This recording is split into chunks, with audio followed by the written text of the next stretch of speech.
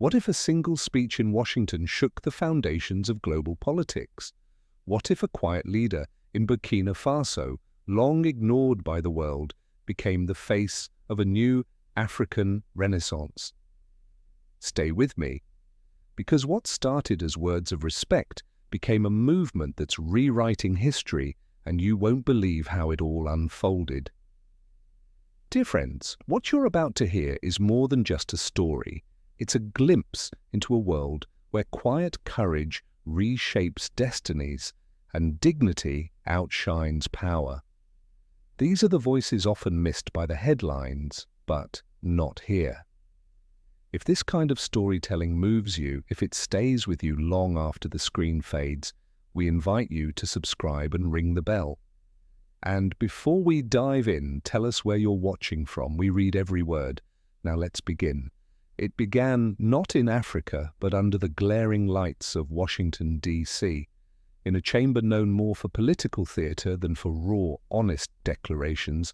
Congresswoman Jasmine Crockett stood alone at the podium. Her hands rested on a stack of reports, but it wasn't data she had come to deliver. It was a truth long buried beneath centuries of neglect and condescension, a truth that, when spoken aloud, would ripple far beyond the walls of the U.S. Capitol. Africa doesn't need saving, she began, her voice unwavering. It needs respecting. The words struck with the weight of a thunderclap. For a moment, the chamber was utterly still. Lawmakers accustomed to debates over foreign aid, military interventions, and conditional partnerships sat frozen. But the world outside those walls was already moving. Thousands of miles away in the heart of Burkina Faso, the speech lit a spark. On social media, hashtags like #RespectAfrica now surged within minutes. Diaspora communities from New York to Johannesburg, from Chicago's South Side to Accra's bustling streets, shared the clip, their pride swelling with every replay.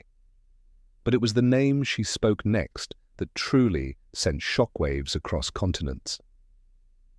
Ibrahim Traoré, she declared, is not just leading his country, he is redefining what sovereignty means in the 21st century. His leadership rejects outdated doctrines imposed from abroad. He is building solutions born from the soil, spirit, and struggle of his people. Many watching had never heard of Traoré before that day.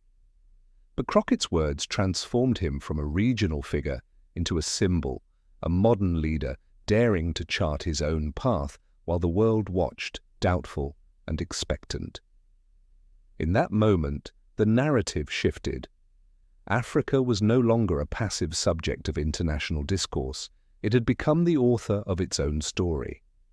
What no one yet realized, not the Congress, not the media, not even Crockett herself, was that this single speech was not the beginning of a conversation. It was the sounding of a bell, a call to attention, a declaration that a new chapter had already begun, and that the world had just been invited to witness it.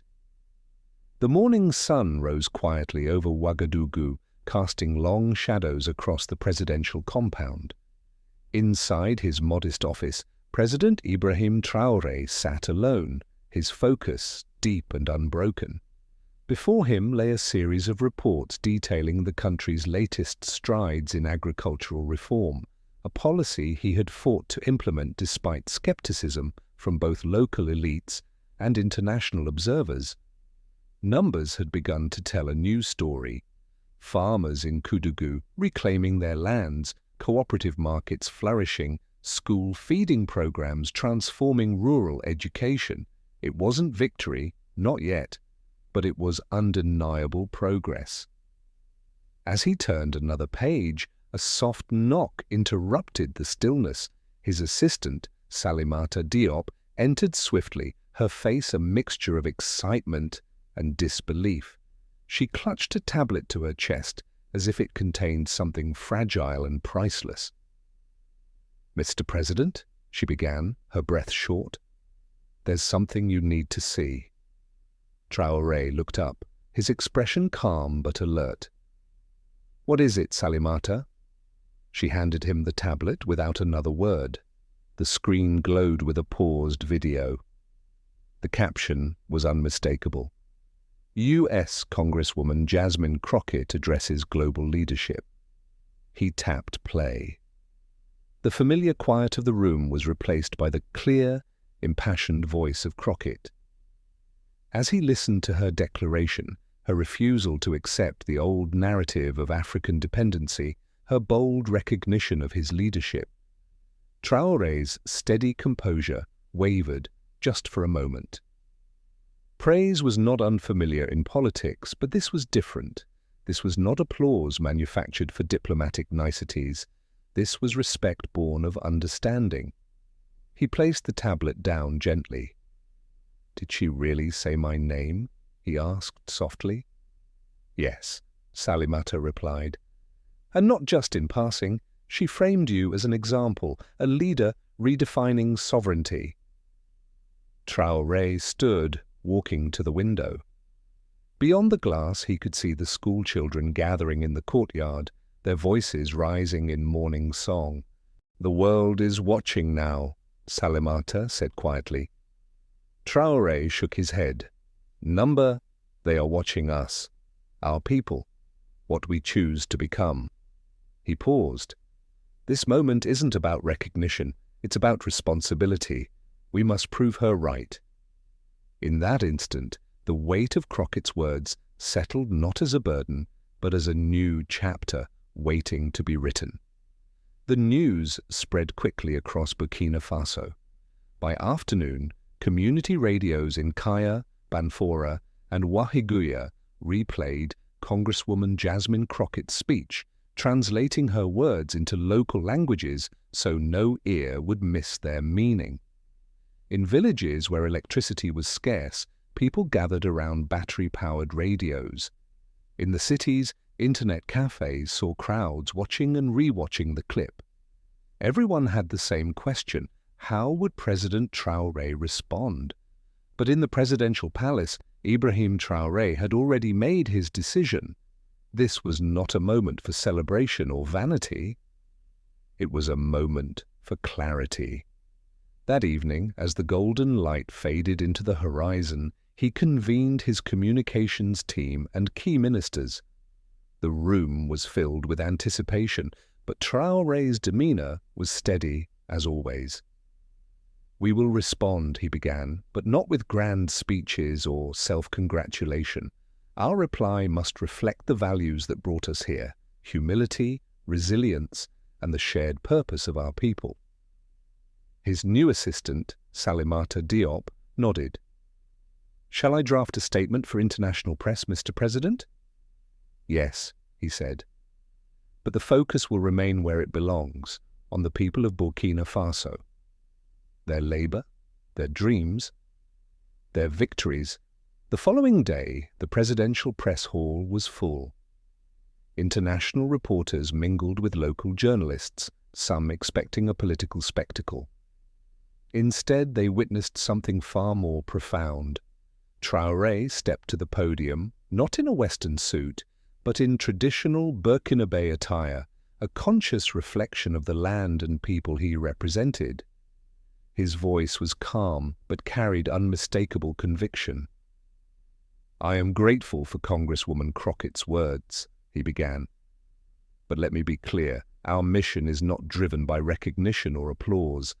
It is driven by the belief that a nation's dignity is earned through action, not granted by outsiders." He paused, letting the silence emphasize his next words. "Sovereignty does not mean rejecting help. It means choosing our own path. We welcome partnership, not patronage." The room fell into a respectful hush as Traoré continued. "We will continue building what we started, not because others are watching, but because our children are. Their future is our compass." The applause that followed was not just polite, it was heartfelt. For the people of Burkina Faso, it was more than a response. It was a reaffirmation that they were not merely subjects in a political drama. They were active authors of their nation's unfolding story. The days that followed were unlike any Burkina Faso had seen before. What began as a ripple had become a wave. Across the country and beyond its borders, the conversation sparked by Jasmine Crockett's speech and Ibrahim Traoré's response ignited a movement neither had fully anticipated. On social media, the hashtags number Value Your People and number Africa Speaks surged not only in Burkina Faso but throughout West Africa. Young people in Lagos formed a digital think tank called the New Sovereignty Collective. Students in Accra hosted forums titled Leadership Beyond Aid. Even in Johannesburg, murals appeared overnight with Traoré's silhouette and the words, "Our future, our voice." But it wasn't just the youth who were stirred. Elders in rural villages, long accustomed to promises that vanished like smoke, began speaking of a new kind of hope, one rooted not in foreign pledges but in tangible progress they could see and touch. The agricultural cooperatives Traoré had championed expanded.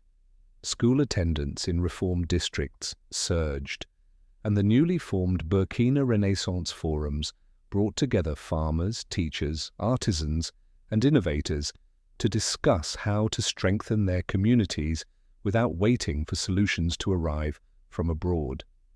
Meanwhile, across the Atlantic, African-American leaders and scholars took note. Influential voices on college campuses and talk shows began citing Traoré's vision as a case study in grassroots empowerment.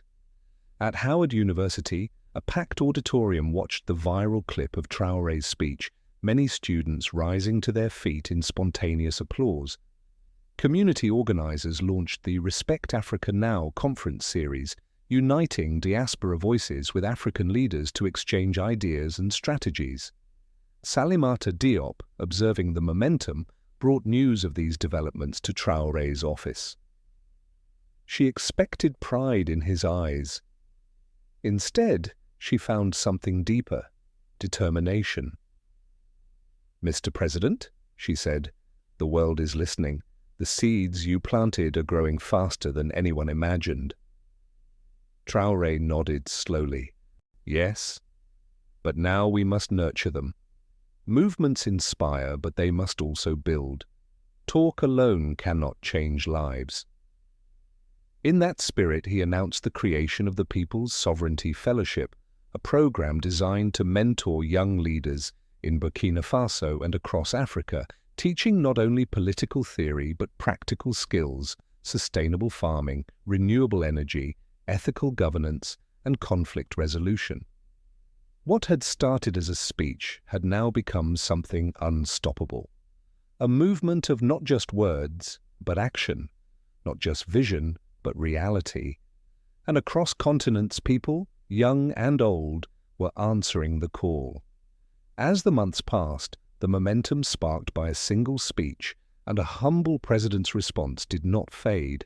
Instead, it deepened, evolving from a wave of emotion into the steady current of meaningful change. In classrooms from Ouagadougou to rural villages, children learned not just history and science, but the principles of sovereignty and community resilience. New educational initiatives born from the ideals of the People's Sovereignty Fellowship taught practical skills alongside lessons of self-determination. Renewable energy projects powered schools that once relied on kerosene lamps. Community farming initiatives expanded, guided by cooperative leaders who had once been subsistence farmers. President Ibrahim Traoré remained a constant presence, not as a distant figurehead, but as an engaged leader. He often visited rural development sites without ceremony, listening more than he spoke. In one village near Tenkodogo, he stood beside a young girl named Aminata as she proudly pointed to the new school her community had built with minimal outside aid. "We built this," she said, her voice steady. "We didn't wait for someone to rescue us." Her simple words captured what countless speeches could not. This was not just political change, It was cultural renewal. In the United States, Congresswoman Jasmine Crockett continued to amplify the story. At international forums and academic conferences, she spoke of Burkina Faso not as an exception, but as evidence that when people are trusted and empowered, they can surpass expectations set by others. She championed partnerships based on respect and mutual growth, urging policymakers to listen rather than dictate. The collaboration between diaspora communities and African nations grew stronger. Scholars, entrepreneurs, and youth leaders built bridges that had long been fractured by history and geography. Across social media, the narrative had shifted. No longer was Africa framed solely as a continent in crisis. It was now recognized as a ground for innovation, resilience, and leadership. Through it all, Traoré's message remained unchanged. Our dignity, he often reminded his people, is not something others can give us. It is something we live, earn, and protect every day. And the world had begun to listen, not out of charity or curiosity, but out of a newfound respect. The chapter that had begun with one speech and one president was now being written by thousands of hands, determined to shape a future where sovereignty was not a dream but a shared reality. The journey that began with a single, powerful statement in the halls of the US Congress evolved into a profound moment of global awakening. When Congresswoman Jasmine Crockett declared that Africa doesn't need saving, it needs respecting, few anticipated how those words would transcend speeches and become a catalyst for change. President Ibrahim Traoré, already leading a quiet revolution in Burkina Faso, did not see this recognition as personal glory. Instead, he embraced it as a reminder of his deeper responsibility to his people and to a continent long underestimated. His response was not boastful, but thoughtful and grounded. He chose not to center himself, but to reaffirm the dignity, resilience, and shared purpose of his nation. This approach resonated far beyond Burkina Faso's borders. It inspired social movements, educational reforms, and cross-continental collaborations. The People's Sovereignty Fellowship empowered young leaders. The Burkina Renaissance Forums encouraged local solutions to global challenges. And across Africa and the diaspora, a new narrative emerged. Africa was no longer the object of foreign rescue fantasies. It was a rising voice defining its own future. The lesson is clear and timeless. True leadership is not about applause or recognition. It is about humility, listening, and the relentless pursuit of progress rooted in community. In a world that often rewards noise over substance, Traoré and Crockett demonstrated the transformative power of respect, partnership, and shared vision. For each of us, whether leading nations or leading families, the call is the same: define your purpose, serve with integrity, and never wait for others to give you worth. Claim it through action. If this story inspired you, challenged you, or opened your eyes to a new perspective, don't forget to subscribe to the channel. Your support fuels more powerful stories like this one, and trust me, what's coming next will inspire you even more. Stay with us.